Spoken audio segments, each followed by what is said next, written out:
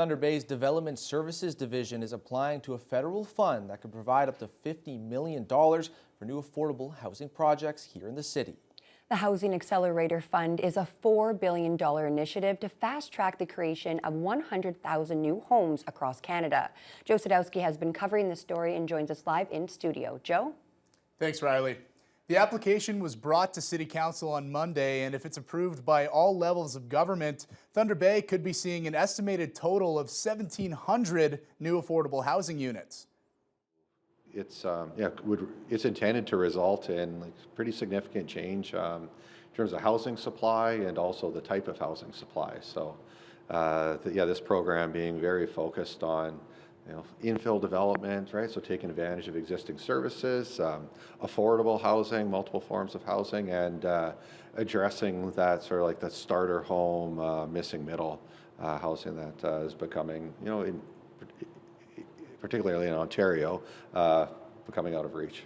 Thunder Bay could qualify for the fund because of our population that's expected to grow to a maximum of 124,000 people by 2045. It's due to the growth in the mining industry and the population of the Indigenous community that, according to Development Services Director Joel Deputer, has been undercounted. And these mines are now coming on stream. We're seeing the related industries pop up in Thunder Bay and be successful.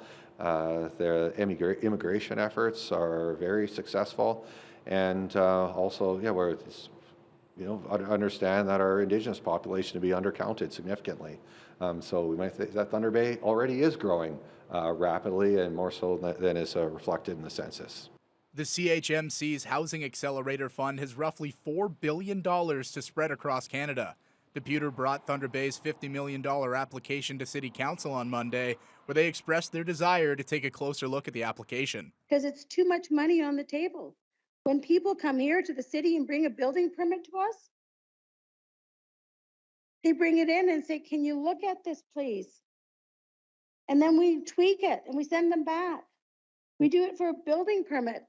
But we're looking at the federal government for $50 million.